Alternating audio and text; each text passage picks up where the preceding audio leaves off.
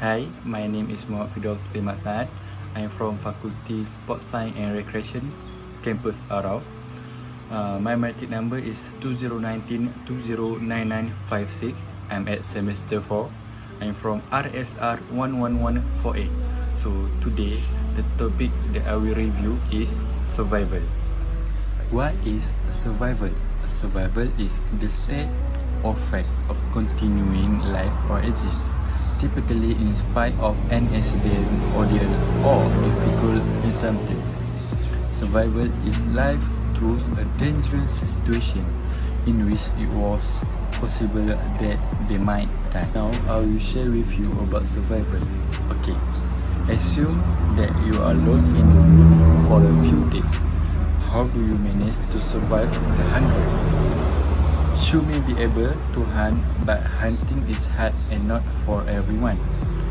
It is way easier to edible fruit if you know how to identify the edible plant. In the wild survival situation, you can never be too careful about the wild plant. Okay, now I will show you a plant that will demonstrate for today, which is water spinach, or in Malay we call kangkung. Next, we will move to the step by step. First, try to find plant that is thick but not pricky or worm eaten. Otherwise, it probably has less fruit value than the worm themselves and may not worth trying. Okay, when you decide to try one plant, then you want to spread all the different parts. I mean, you can take the leaves, flowers, roots, and stem off and place them separately because you need to test them individually. Step 2. It is recommended to go with leaf generally. Crush a small portion of leaf and smell it. If it smells good, it is nice to eat. You can trust your instincts, but not too much in survival condition. But if it smells of bitter element, then it is most likely not edible. You can try another part or look for another plant. Recently, you don't want to go with flowers because they cannot give enough energy. If you do not have cookwood or don't want to cook the plant, there is no need to try the stems. Okay, now for step 3. If it smells good, you can go to the next test by rubbing the plant on your skin and see how it works. You want to take the tender part of your body side, your wrist or elbow. It is not recommended to wrap it underneath your armpit because if something happens, it could spread all throughout there. Wait for something like 50 minutes to see what happens. If you feel any discomfort, rash or swelling, discard the plant. Next, we move to the step 4. Take a small portion and put it on the leaves and hold it and see what happens. If no reaction, you can continue the test like this. Okay, next put in your tongue and put it under your tongue. Chew it and leave it for 10 minutes. If any discomfort effect such as sore throat, irritation, stinging, or burning sensation and dump, maybe you can try another plant because that plant is unedible. Now we move to step 5. You can swallow a small portion of plant and wait for 5 to 8 hours and see what happens. During this period, make sure that you don't take any other food. It is better if you are hungry and have not eaten for over 8 hours when you do the test. When your system is clean, your body will reach faster. If you have something else in your stomach, it might take a little longer and might be actually reacting to something else you ate before this test. If you feel any discomfort, you can discard it. If there's no reaction to that, then you can take a little bit bigger of portion and go ahead to swallow it to see what happens. If there are no reaction that such as sore throat, repeated bleeding, nausea, stomach pain, and creeping pain in the lower abdomen, or any other distressing system, you can assume that the plant is safe to eat. If your stomach hurts after you eat it, you can drink plenty of hot water to relieve the pain. So you can start a fire and prepare some hot water before testing. In the wild, you need to purify water before you can use it. If you also start to vomit, you can tickle the back of the throat or swallow some alcohol, which may also absorb the poison of the toxin. Okay, now I will tell you the advantage of conducting the right technique of this edible plant. Why edible plants are very beneficial for you and your family for many reasons. First of all is these wild edibles growing near you no matter what part of the world you live in. Chances are good you can find a large number of species where you live, and some of them are likely to be plentiful. Secondly, many wild plants are highly nutritious and can be even more nutritious than many stores of fruits and vegetables. For instance, dandelion, which you might think of as little more than a garden variety, is actually an incredibly nutritious wild edible plant. In a single 100 gram amount of good 10 billion grains, there is 11,000 milligrams of potassium, 18 milligrams of vitamin C, and 42 milligrams of calcium. But there is implication of consuming one plant without practicing the edible test. Okay, there are some dangers in collecting and eating wild edibles. To begin, without think about the location you are gathering and consider the following, which is: first, is the area sprayed with pesticide or herbicide? Number 2 is the area close to a busy road or other source of pollution? And last, does your target species have any poisonous look-alike? Also consider the wild edible plants are often more nutritionally concentrated than store-bought fruits. You may not need to eat as much quantity as you would of fruits from home. It is also wise to start off eating very small quantities of wild edible plant, especially for those you have not tried before. In case of potential allergic reaction, test them before you collect or eat large quantities. Also, the implication is many people forget to consider is one of the most important is the hazard you pose to the plant themselves.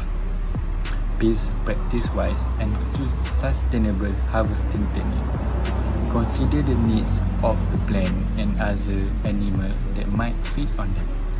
If the plant you are harvesting is rare, it's the only one of its kind of negligation you are harvesting, or especially if it is endangered, leave it alone. So you should never use this method of testing unless you have to. You can refer the book if you have one. You can consult local experts and you can take a picture and search them on the internet. If those stuff is available, you should mean it, but never try a plant that you don't recognize in a while. This method is identifying of the edible plant is only for emergency situation. If you are stuck in the woods for a long time, you can use this method to eat a little bit to keep your energy and survive longer until rescue. So I think that's all for me to this topic. Thank you.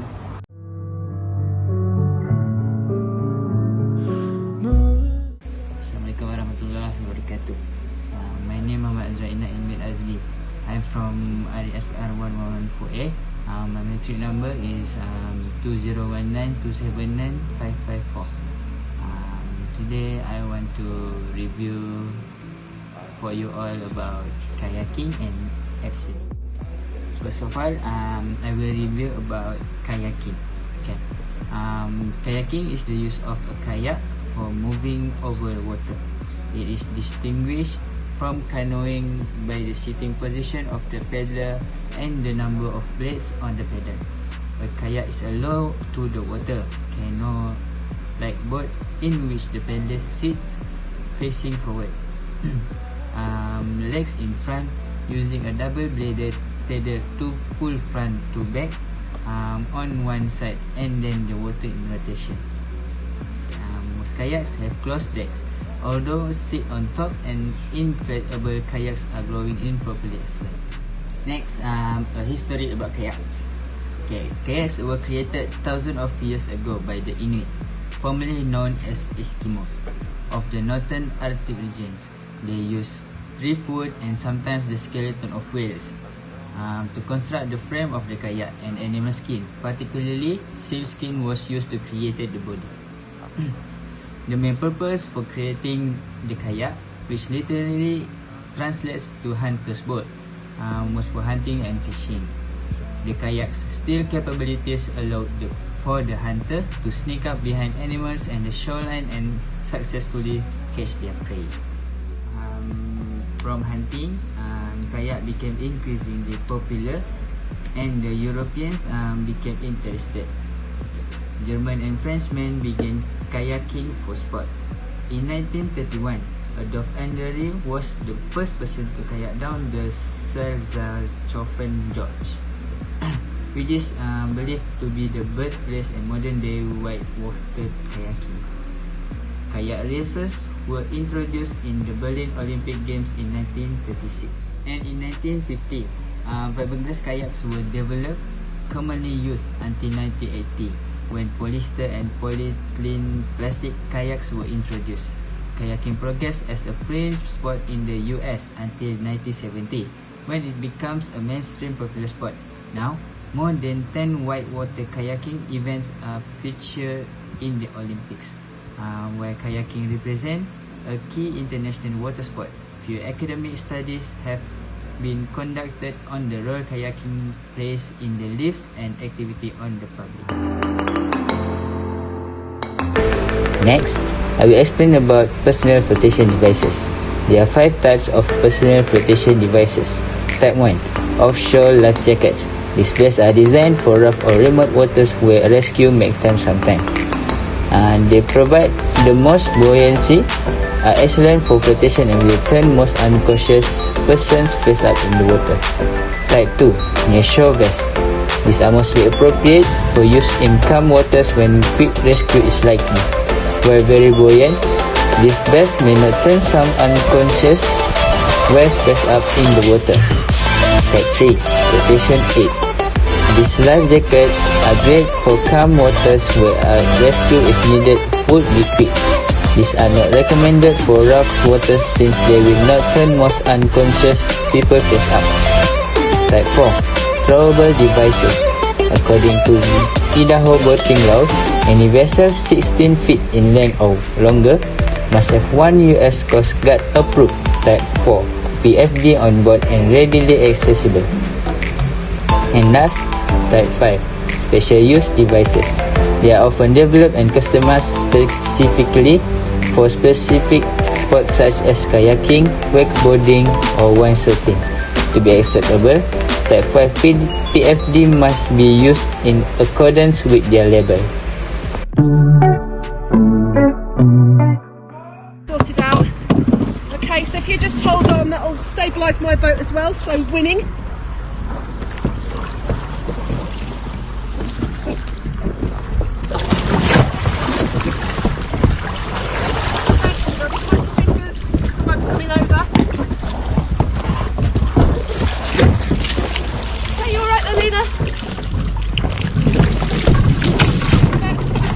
Down next to you now.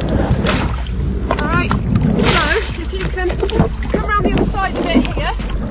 That's it, you're alright.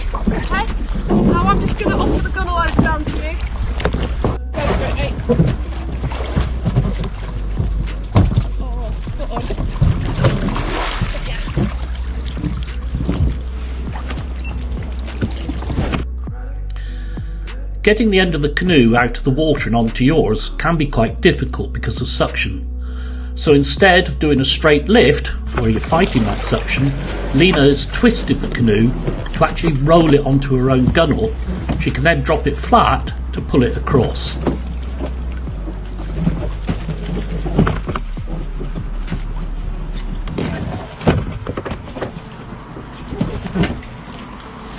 Picking the boat back upright is not always easy. If it's a heavy boat, smaller person, then rather than do it from the seated position as here, kneeling position, you can stand to do that. You just have to be wary on balance. Lizzie is doing a variant of this, doing a first half twist to take the canoe upright, and then the second twist takes the canoe easily up onto her own gunnels. We'll show assisted rescues in calm and in choppy conditions. It's worth practicing rescues in both to become fast and efficient. Later coaching sessions will cover self-rescues, in particular how you can teach yourself the necessary skills. But we'll start with a basic move common to many rescues and self-rescues. So one of the most important things we have to be able to do is to be able to get back into the kayak. I'm just going to show you a way to do that using the heel hook.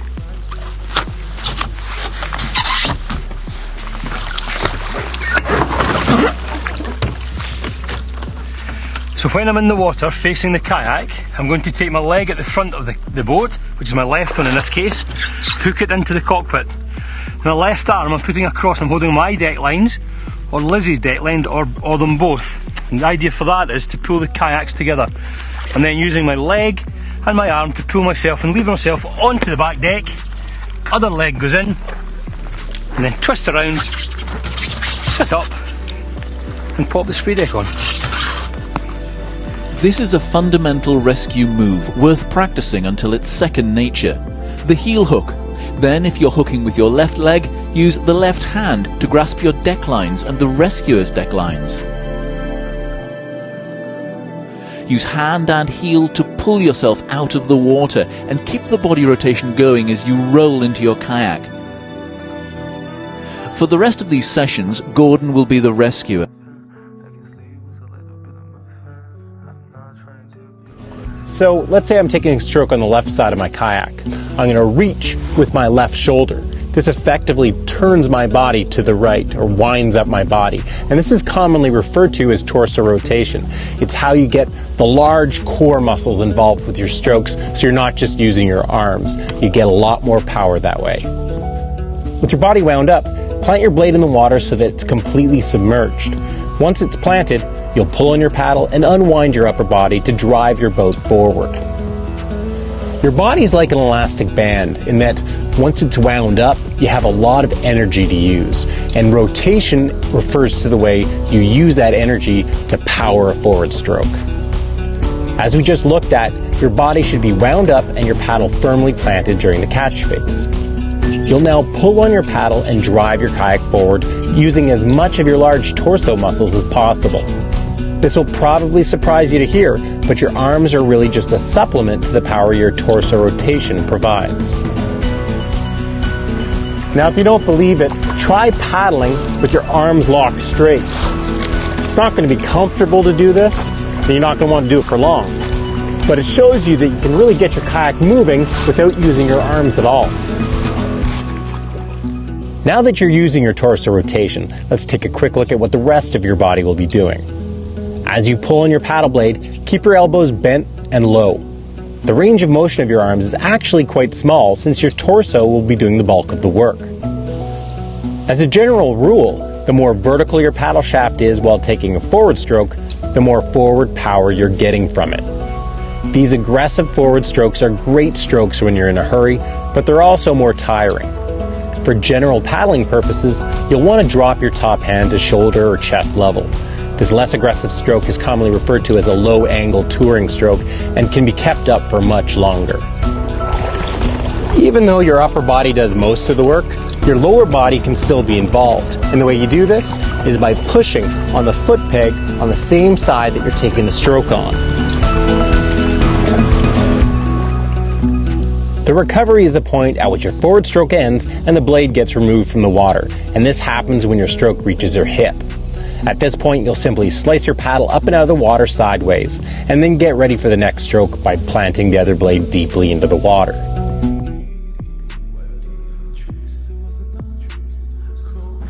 Sometimes you want to go backwards, maybe because you've explored a narrow creek that's so narrow you can't turn around, maybe because your buddy capsized, you want to go back to help him, maybe just to go backwards to see where it was you've been.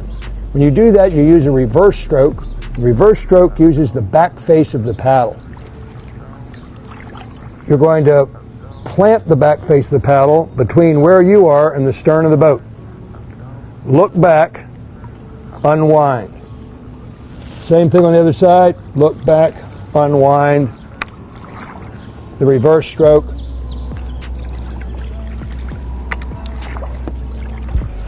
The reverse stroke, in order to propel the kayak backwards, can be done a number of ways. The way that we're demonstrating shows the back face being flat against the water at the catch, and the position of the paddle is somewhere between the hip and the end, the stern of your boat. So it is look back, back face flat, unwind the torso back to where you are square again in the kayak. Then look back on the other side, unwind, and do the same thing. Don't be afraid to let your weight shift on each stroke. So as I take a stroke on my right, you'll see the kayak roll slightly to the right, and when it goes to the left, you'll see it roll slightly to the left. That's a good thing.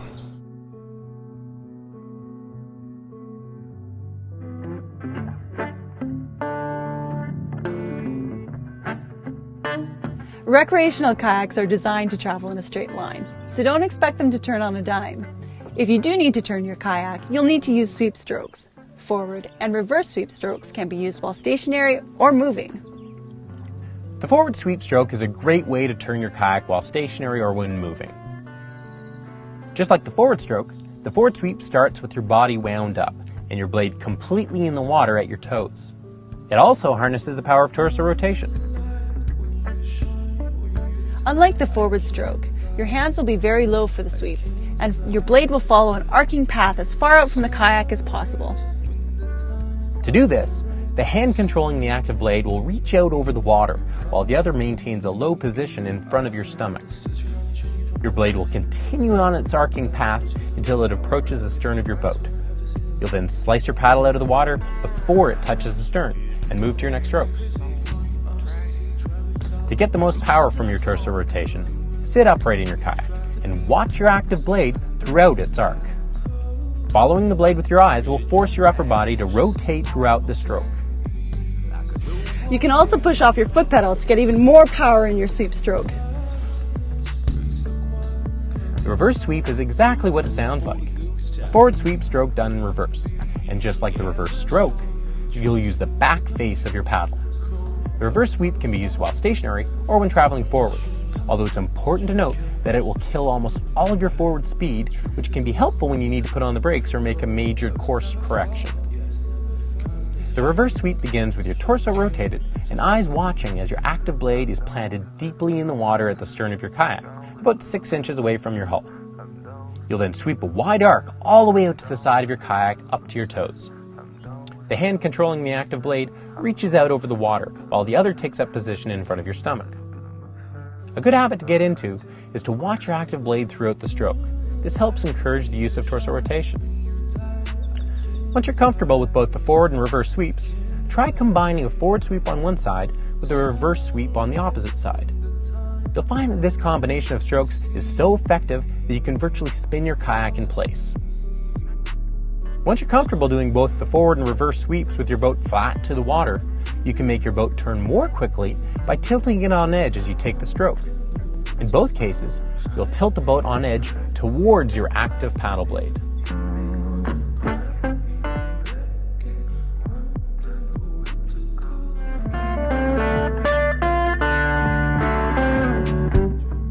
Draw strokes are used to move your kayak sideways, such as when you want to pull yourself up beside somebody or towards a dock. The basic draw involves reaching out to the side of your kayak and pulling water towards you. The key is rotating your upper body to face the direction that you want to travel. The more vertical the paddle you can get, the more you're actively going to be drawing the kayak sideways. When the draw is finished, before it has a chance to pin against the side of the boat where it can flip you, you need to finish the stroke, either by slicing it out behind you or by using a T-stroke, which involves curling your wrist 90 degrees forward and slicing the blade back to where it started.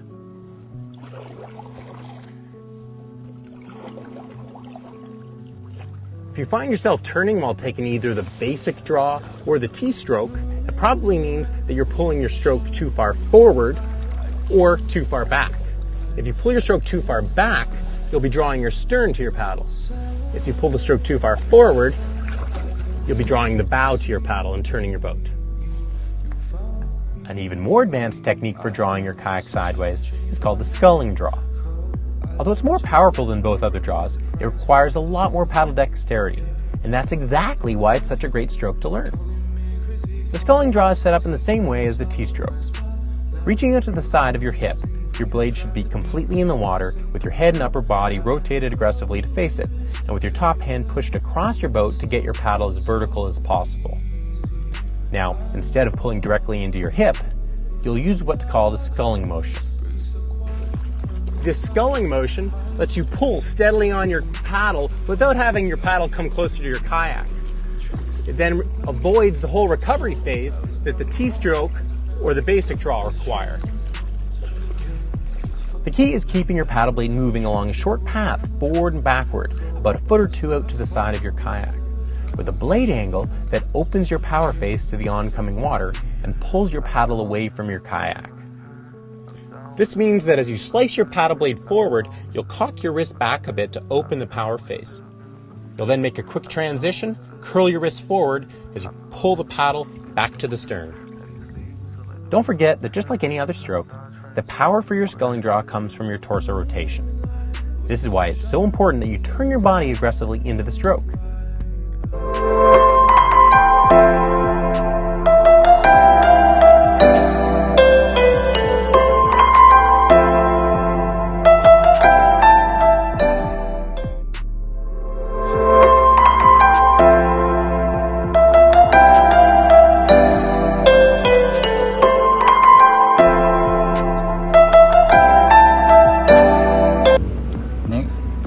Is backpacking.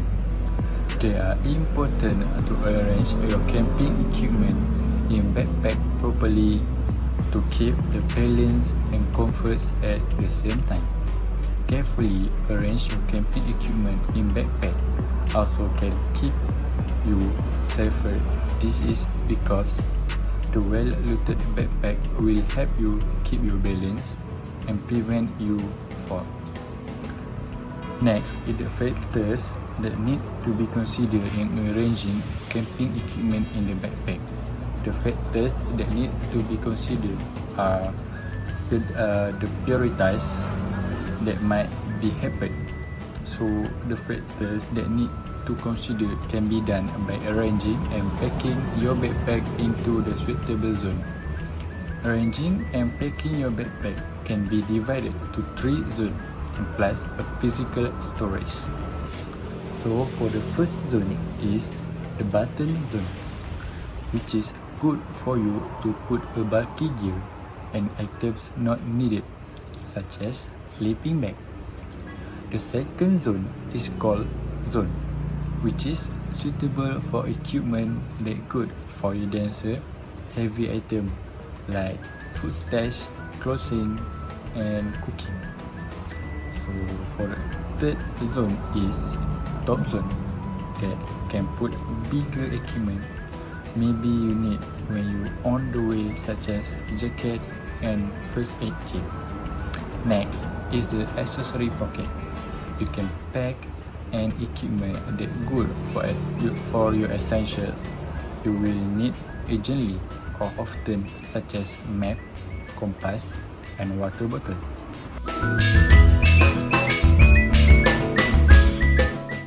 Now we move to the next one, which is suggested camping equipment to be loaded in your backpack for 2 days and 1 night. We will divide the equipment that you need to load in your backpack into 3 zones. For the first zone, you can put items like sleeping bag and sleeping mat at the bottom of your backpack. It will give a structure to the bottom of the backpack. Next, you can put your clothes that you want to bring after you put the sleeping bag and the sleeping mat. Next one is zone 2. You can put your heaviest item, which is tent, good for meals and water. Then you can place your personal gear or items such as towel, shoes, slipper, flashlight, and personal medicine. For the zone 3, you can place a medium weight or bulky item towards the top or down the front or the back. It is likely to be things like extra clothes, jacket, and first aid kit.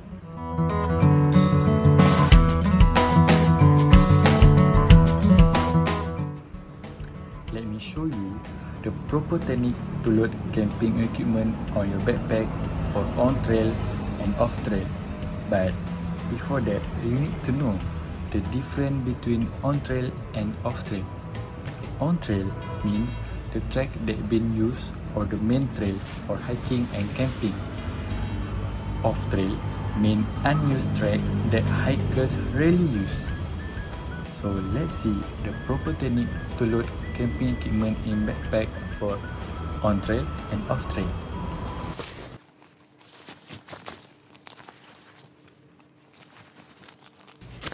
Sweet. So now that I have my sleeping system on the bottom of my pack, we're going to work on the middle of my pack. So the middle is a good spot to carry all those heavier, bulkier items because that's where they're going to feel lightest on your back. It's basically a good center point for your back, and so by putting those items in that middle section there, you create the most strength within your pack without having it be painful on your shoulders or on your low back. So for me, those heavier items are going to be my bear canister, just full of food, and then my cook kit and stove and pot, my water filter, and as well as my bowl. I also like to take my extra clothes that I'm not going to need on trail and stuff them into the gaps in the middle of my pack just to create a denser system that's not going to move around while I'm hiking. Let's go ahead and pack that up.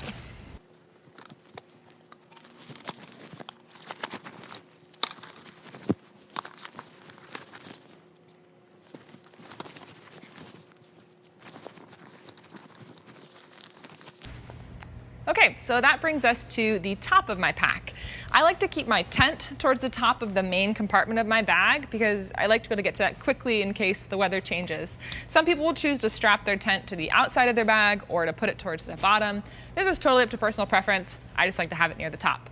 So I have my tent separated out by the rain fly, the tent poles, and the body of the tent. And then I actually keep the stakes and the guy lines in this bag with my first aid kit.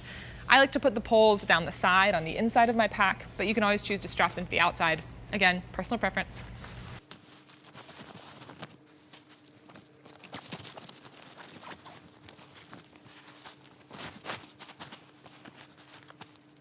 One more thing I want to add is that I have a reservoir in here that was already in my pack before I started loading anything up.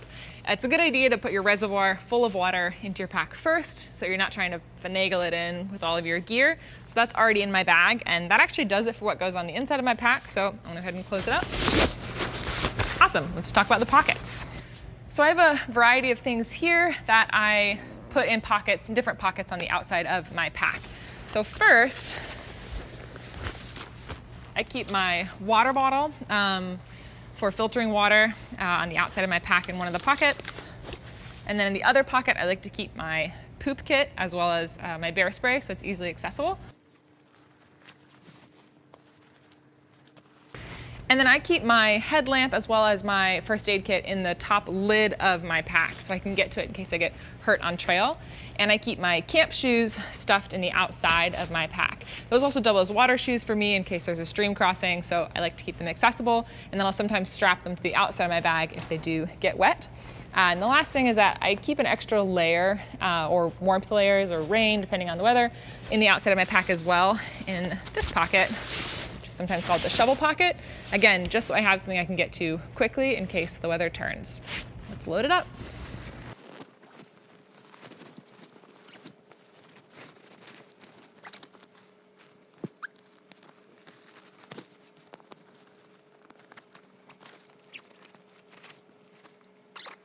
The final things that I'll keep on the outside of my pack are my cell phone, which also doubles as my camera, and some trail snacks. I just keep those in the hip belt pocket so I can get to them quickly, especially if I want to take pictures while I'm hiking.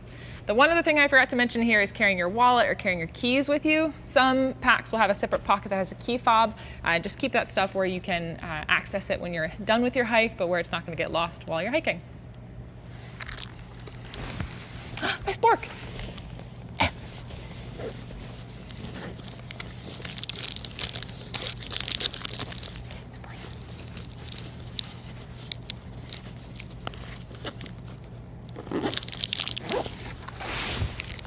So that does it for everything that's inside my pack. I do also have some lash points on the exterior that I'm not currently using, but I might use depending on the type of hike that I'm doing.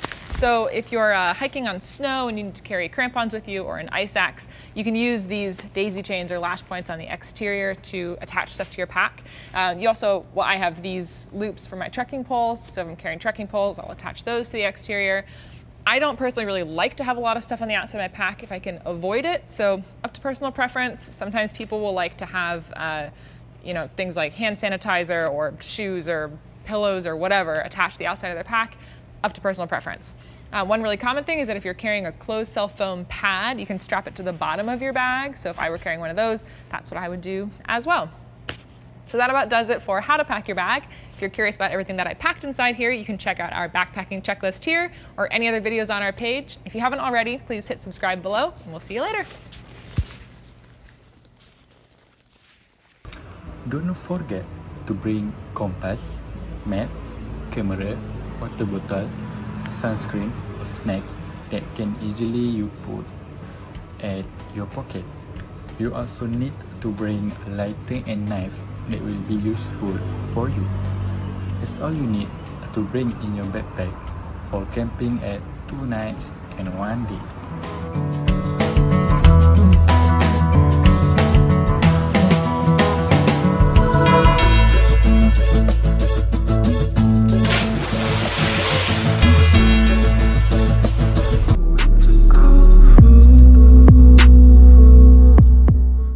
Next, I will talk about what is abseiling.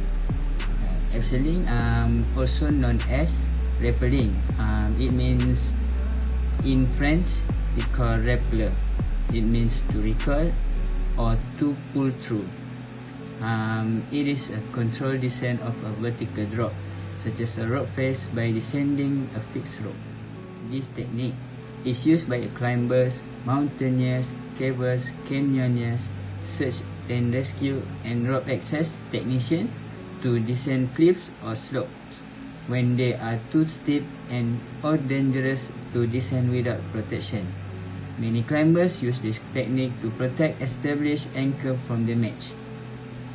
Rope access technicians also use this as a method to access difficult to reach areas from above for various industrial applications like maintenance, construction, inspection, and welding. Essentially, abseilers use a variety of techniques to increase the friction on the rope to the point where it can be controlled comfortably. These techniques range from wrapping the rope around their body to using a custom-built device like a rack. Next, I will share to you about history of abseiling. The origin of the term rappel in reference to the technique is attributed by Roger Freyson Rocher. Freyson in turn attributed the technique of abseiling to Jean Charlotte Stratton. Charlotte originally devised the technique during a failed solo attempt of Petit Drew in 1876.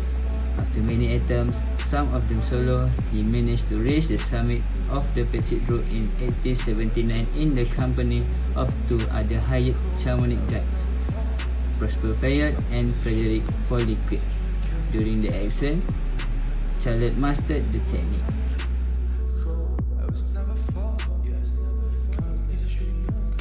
This is the equipments that we need in abseiling. First, we got ropes. Static rope is ideal, but often dynamic rope is used. Next, we have anchors, usually constructed from trees, boulders, ice or rock feature. A descender, a friction device or friction hitch that allows rope to be played out in a controlled friction under load with a minimal effort by the person controlling it. Climbing harness, fixed around the waist or whole body used to secure the descender. Fit is important to prevent suspension trauma. Safety backup, typically a friction hitch such as a precise climb hose knot or auto block knot wrapped around the rope as to prevent uncontrolled descent. Helmets, used to protect the head from bumps and falling rocks. Gloves, used to protect hands from the rope and from colliding with the wall. May increase the risk of accident by becoming caught in the descender. Boots or climbing shoes, used to increase friction against the rope. And last, we have knee pads. This is PPE, also that we call personal protective equipment. PPE helps protect a person from deadly or serious health hazards. It includes all equipment designed for protection from long falls. It excludes anchor points that are an integral part of a structure. So now, we're going to come down and have a look at a few items of personal equipment that we'll be using. Now first off, we have our helmets. It's really important that you're wearing a helmet in case you're going down the cliff or you're down the bottom and something falls off, hits you on the head. Now if you're going to wear a hat with a helmet, you can't have one of these little knobs because they can push in if something hits and it can hurt your head pretty bad. So I'm going to take my hat off and just leave it over there. Now with your helmet, you need to make sure that it's fitting right and it's the right way around. So you have your tag at the back, and you've also got this adjusting strap at the back. You want to be making sure that that's a nice snug fit on your head with about 2 fingers length between your brow and the bottom of the helmet. Your strap wants to be under, not choking you, but you want it to be nice and firm so that when I shake my head like that, the helmet stays in place. Okay, fantastic. Next off we have our harness. Now to fit your harness, you're going to locate the leg loops, which are these 2 things, and you're also going to locate the black belay tag or belay strap that's at the front. You put your legs through the leg straps, making sure that they're not twisted up because that can be quite uncomfortable later. You just slide that right up to a bit above your hips there, above your waist. Then you're going to pull the buckle through till it's nice and tight and secure above the bony parts of your hips, like that. Get it nice and tight. Now with a lot of harnesses, you've got what's called a double back system, which is like this.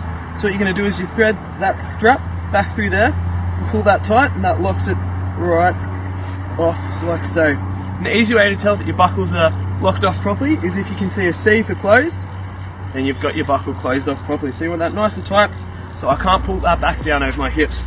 Next, your leg straps, you're going to pull them through, like so. And they need to be firm, but you don't need to reef them up too tight because then it's just going to be uncomfortable. Yet again, pull that through, got a nice C for close there, so that's how we can tell that's locked off. So just so you see, if it looks like that, that's O for open, and that means that it can just pull back out and it's not safe. So you pull that up, and thread that one through there, like so.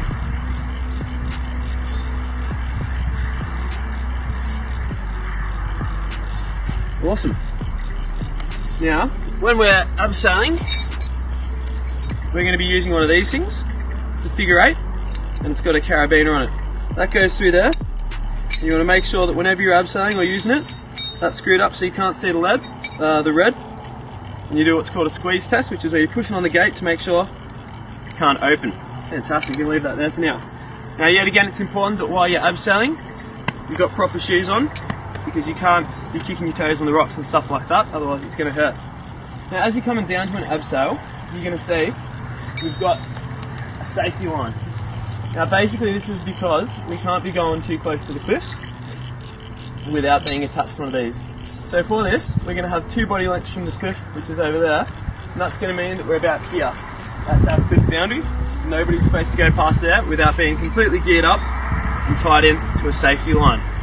So before you come and tie in, you're going to get a mate to do a buddy check with you, just check that you've got all your buckles doubled back and that your harness is on tight and your helmet fits well. And you're going to get your safety line, put it through your belay line like so. Give it a squeeze test, make sure that it's good to go. Now some people might want to use gloves. I don't personally, but if you do, it can be a really good idea because it can prevent you from getting rope burn or anything like that. If you are wearing gloves there, you want to make sure that they are tight fitting gloves, not loose, so they're not just going to fly off and hit whoever's down below, and also so they're not going to get caught in any of your devices. Okay guys, follow me down here a bit. Now when we're getting onto our abseil line, how we're going to do that using our figure 8 device is we get the line like so, we make a little bit of a loop in it, and it goes up through the big part, tucks over the little part like that, and then you're going to unscrew your gate and just flip it around like that, screw it back up, do a squeeze test to make sure, and then you're good to go. When you're abseiling, your hand sits like that, and your top hand sits up here above your buckle. If you want to go faster down, you push your hand out like that, and it'll allow more rope to feed through. And if you want to go slower, you pull it in like that, and it'll lock off and stop you from going anywhere. Fantastic. Now it's really important that we're not dropping any of this gear as much as possible. Always try and clip it onto your buckle whenever you can, or onto your belay loop whenever you can, just because if it falls and it breaks, it can cause problems later on. Fantastic guys. That's good.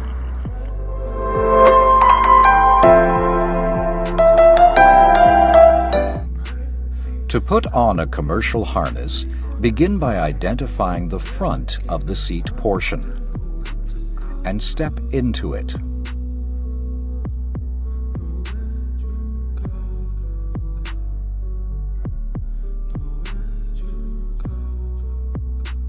As you bring the unit up, buckle the leg straps securely around your upper thighs.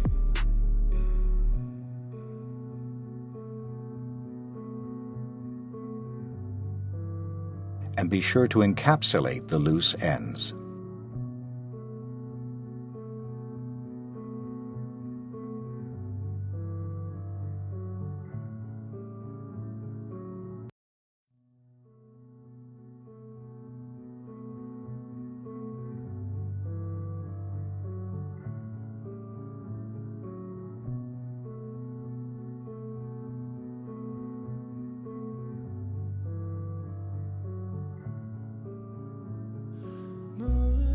Continue fitting the seat unit around your waist and buckle it securely.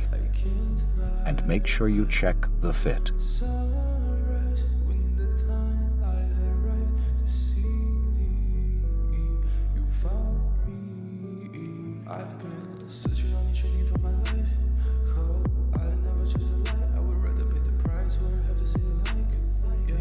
You can see that the front is designed to provide an attachment point for your carabiner, which connects you to your safety line.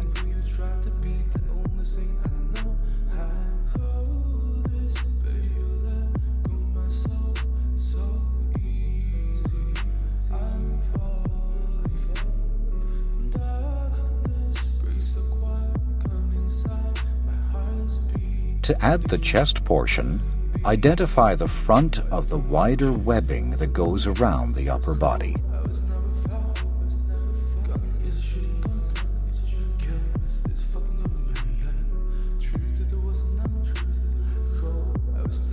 And buckle it securely in place.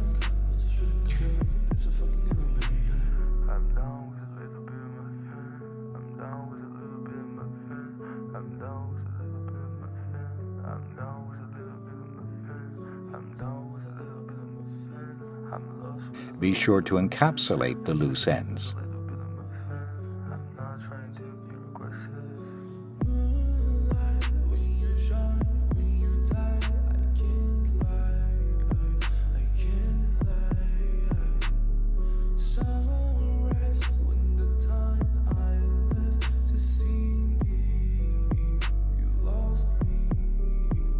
Now it's time to take the other strap and place it over one shoulder to your back.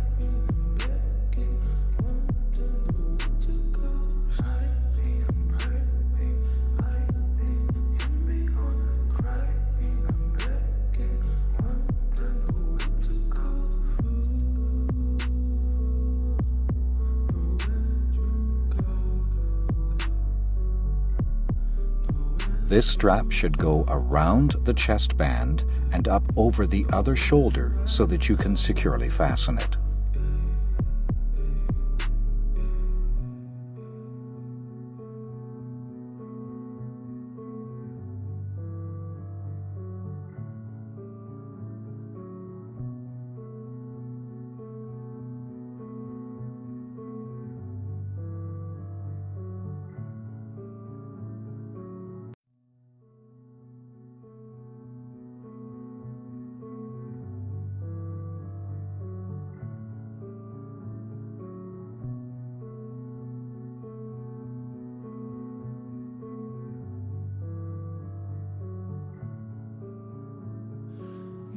You can see that there is a pre-formed loop for a carabiner in the front of the chest piece.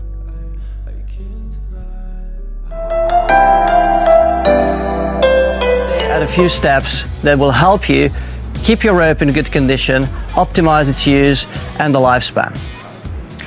First step would be never to throw your rope, if possible, on the ground directly. Always use a ground cloth. Whether you can buy one, you can use a bag, or you can improvise one. It's important to minimize the contact of the rope with the dirt, with the pebbles, with the dust. Don't forget, when you use a ground cloth, whether it's a bag or it's an improvised one, always to tie one end to the bag. This will help you not to drop your partner when you're lowering them off a climb.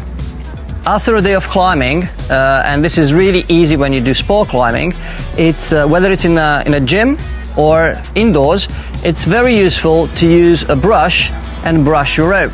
You don't have to brush 70 meters of rope every single day unless you really want to increase your stamina, but you can brush the first 2-3 meters of both ends.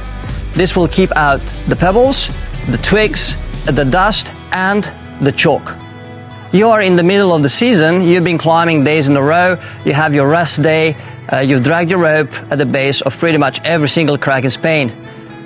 It's amazing, you're strong, but your rope is really, really tired. It's really dirty and you still want to use it till the end of the season. So the best thing is go and get a bucket and put some warm water. Yes, you can wash your rope. If it can rain on it, it can be washed also. If you don't leave in the boot of your car or in a caravan, of course you can use your washing machine, as long as you're very, very careful at setting your type of cycle. If you keep it on 30 degrees and you put it on either wool or delicate, you can use the washing machine to clean your rope. One step that you can ensure that the rope doesn't get damaged during the process is very rare, but it can happen, is try to clean the tray where you put the washing powder. If you clean that one and maybe you just rinse the washing machine before, then you can use safely a normal front-loading washing machine.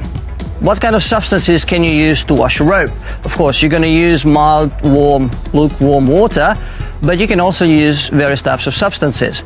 You can use either dedicated products, like Tendon has rope washing liquid that you can purchase and is designed for ropes. You can always use shampoo for hair or products that go directly in contact with skin. If the skin can take it, your rope can take it.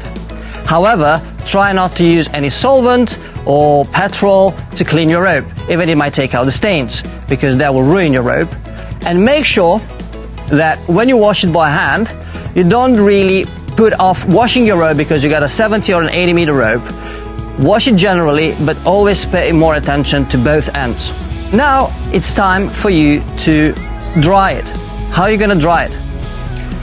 First of all, if you have a 70 meter rope and you're going to try to spread it over the courtyard or the parking lot, people will not be really happy with you. So you can shorten the length, and I will show you how to do it, and then you can just put it from anywhere on the door of your car or somewhere in the attic, as long as there is no direct contact with the sun. Not because the sun is warm and it would dry it faster, it's because it's got UV rays, and that will affect the plastic, the polymer of which the rope is made, which will shorten its life. That's it for today on rope care.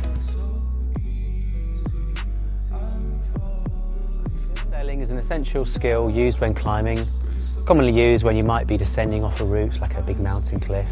You might abseil down into a sea cliff to climb up. Or you might be abseiling off the top of a route to retrieve some stuck gear, for example. So let's look at how we're going to abseil here. What I've got first of all is my belay plate, and when abseiling, attach that to the central loop of my harness. I've also got a prusik loop, and the way in which I'm going to use a prusik loop is with a screw gate carabiner attached to my leg loop. And I'm also going to attach my prusik loop. The prusik loop is very easy to make. It's simply a piece of accessory cord tied together with a double fisherman's knot. I'm going to thread that through my leg loop as well, like so, with the knot butted up against it.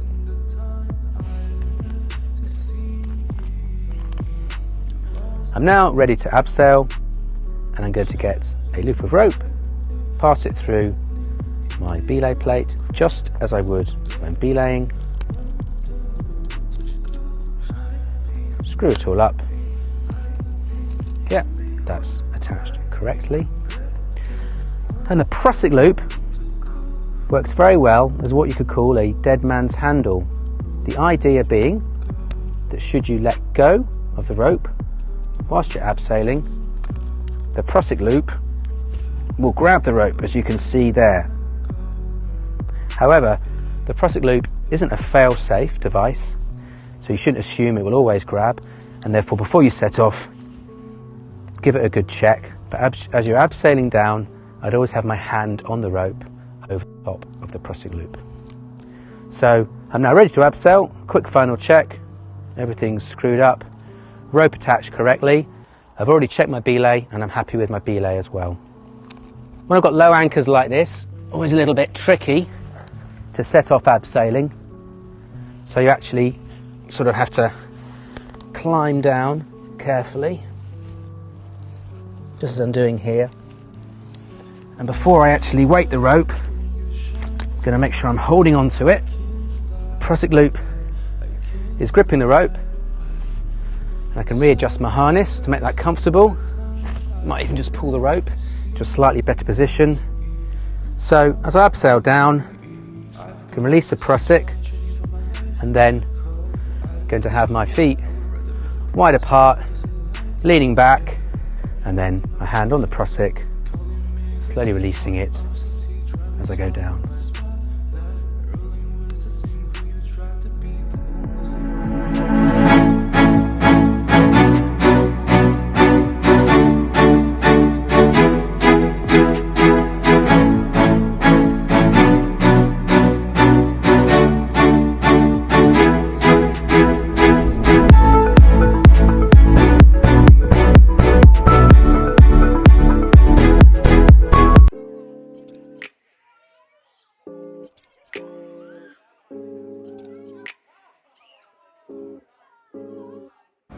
First of all, in orienteering, you need to know about navigation.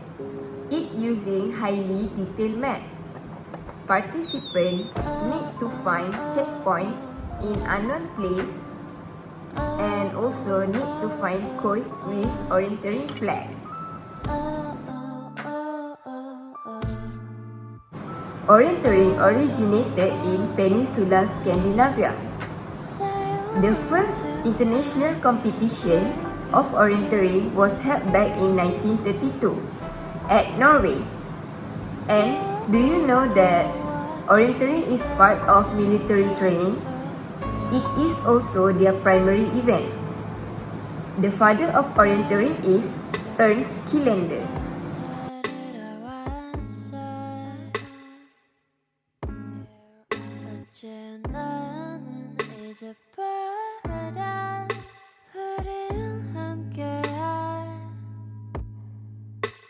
네 모습이 보여. Will everything fail?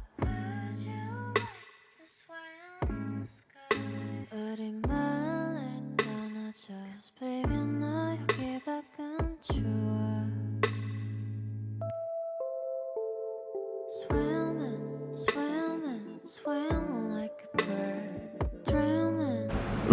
map is an orienteering map that's specially prepared for use in orienteering competitions.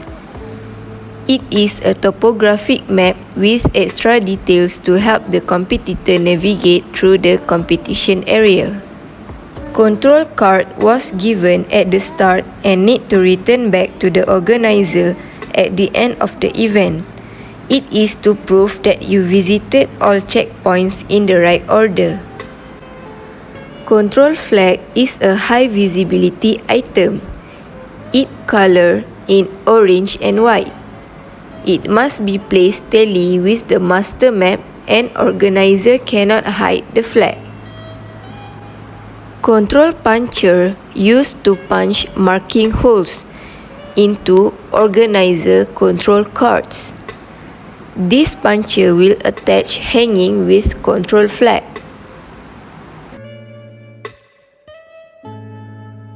But today we're going to use a compass most people are familiar with, the base plate compass.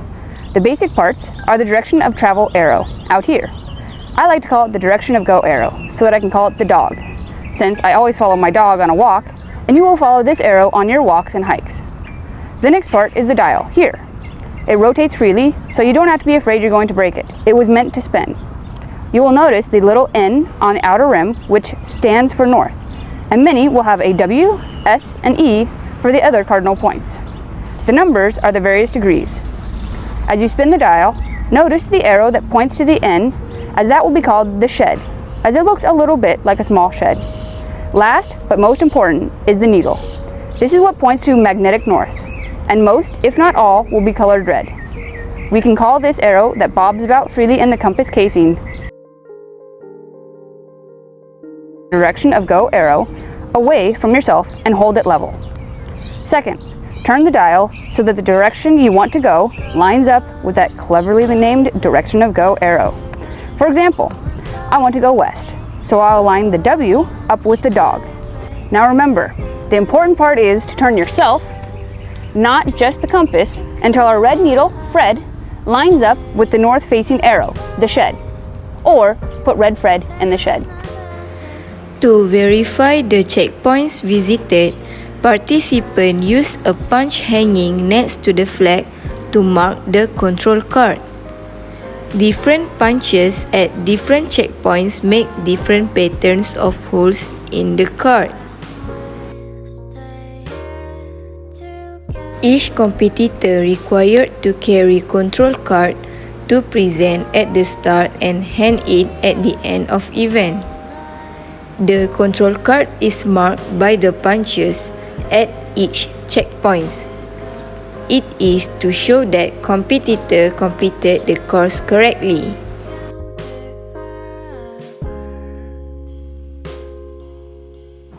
Rule number 1. You cannot remove, damage or hide control flag. You need to use only map and compass that required by the organizer. You must not cross the area that marked in the map as out of bound. In the event, you cannot damage the properties such as fences, gates, and equipment.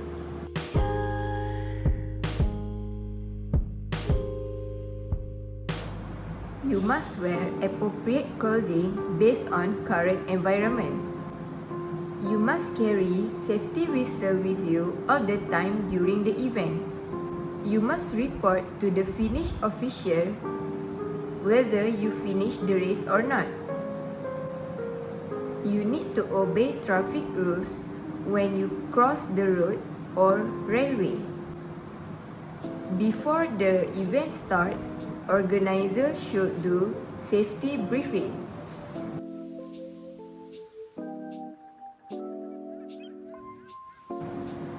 Orienteering help you improve your navigation skill as you learn during the event.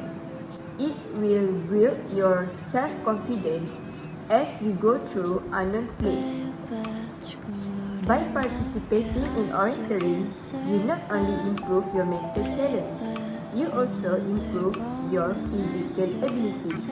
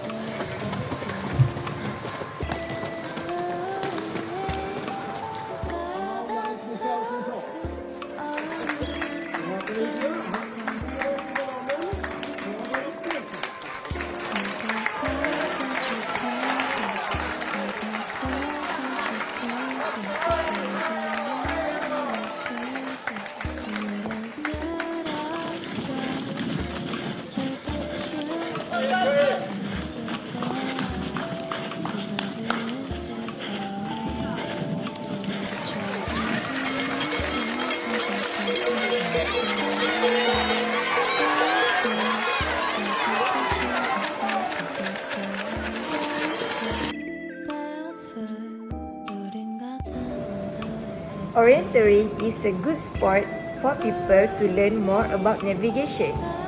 They can also improve their navigation skill. It is also recommendable for people who love biography. I hope at the end of this video, everyone will feel interested in taking part in orienteering. Even me myself is interested in this sport.